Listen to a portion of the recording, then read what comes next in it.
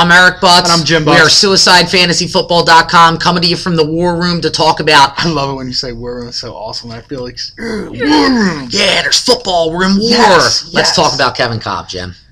First of all, how long do you think it's going to be until he's no longer an Eagle? If we're really allowed to make trades at 10 a.m. tomorrow like they say we are... 10:01? No, I think by 2 o'clock tomorrow. Because here's what's going to happen. Yep. The Eagles probably already have an offer from the Arizona Cardinals. They're going to go to Seattle, and they're going to say, listen, here's what we got.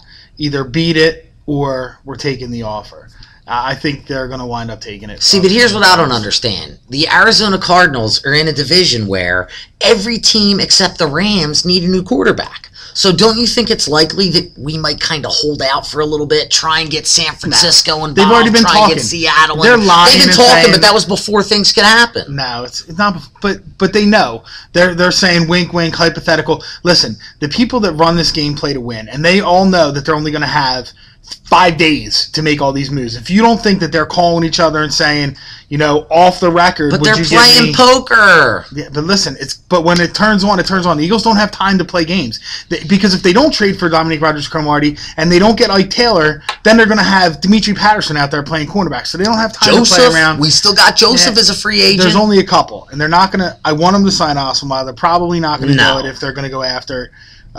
If they're going after Rodgers-Cromartie. But if they don't, I wouldn't be surprised if they signed Osama. They loved him. They tried to get him before. I wouldn't be surprised if they go out and get him. I mean, listen, if I can have either Osama and then Kolb for someone else for picks in comparison to Rodgers-Cromartie, I'm a Rodgers-Cromartie fan. Well, if you sign Osama, you're not going to sign a guy like Ray Edwards. So that's a choice you got to make. You'd rather get him in a trade. So I'd rather have Cromartie and Edwards than Osama. Yeah, which is we need help. The risk you're going to take. Then you have Brandon Graham come in as the third, spelling on each side. All right, listen, let's not get too far off of Kevin Kolb. That's what we're here talking about. So how much does it mean that Larry Fitzgerald and him were playing catch? It means a lot. Listen, so much of football is mental aspect, mental approach, whether you like each other, whether you can't stand each other. And when Larry Fitzgerald... They're BFFs. But Larry Fitzgerald made the play. He said, I want Kevin Kolb. Yes, so that's a big deal, not only for internal Arizona things where they gave him what he wanted and he's more likely to re-sign with them when he's a free agent next year, but you just know, listen, it's better to like somebody than to hate somebody that you play with. You can put it all behind you. I do radio with you. I know. That's what I'm saying. Look where we're at. All right, so one last thing about Kevin Kolb. How much better do you think he makes the Arizona Cardinals? Does he make them a contender to win the Arizona division? Cardinals or the Arizona Cardinals offense? The Arizona Cardinals, in general. Does he make them a contender to win that division?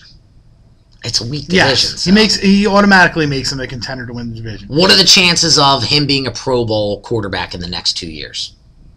Because I know you're a big Kolb fan. Not very much. No, there's a lot of good quarterbacks in the NFC. So True. It's very difficult to be a Pro Bowl quarterback. Now, he might be the fifth guy in line, so when the other four guys back out of it or don't play, he might make it. But be the consensus All-Pro, I doubt it. How much of a boost to your confidence does it have to be when a guy like Larry Fitz is wanting you to throw the ball to him? Or is it just that he doesn't want Rusty...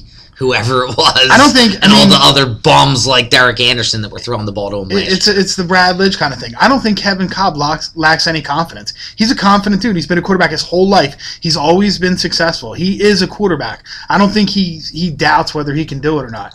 I don't think he needs Larry Fitzgerald or anybody else to tell him that he can do it.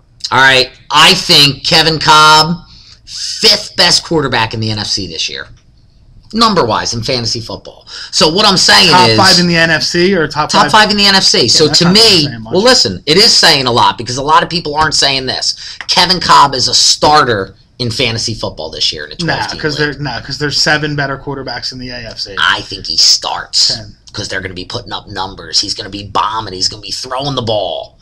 They have no one to run the ball. Larry Fitz is going to put up big numbers, and Kolb is going to be 5th best. It's a good thing NFC. we record all this so we can watch this after and laugh. And he's going, woo. I'll make up an excuse like you always do when I'm wrong. When I'm wrong? When I'm wrong, I'll make an excuse like you do. Okay. All right, that's what we think about Kevin Kolb. Tell us what you think. Jim at suicidefantasysports.com with any comments. Follow us on Twitter, sff.com, Facebook, and then also check out our Blog Talk Radio show Wednesday night, 7:30 to 8:30. Suicidefantasyfootball.com.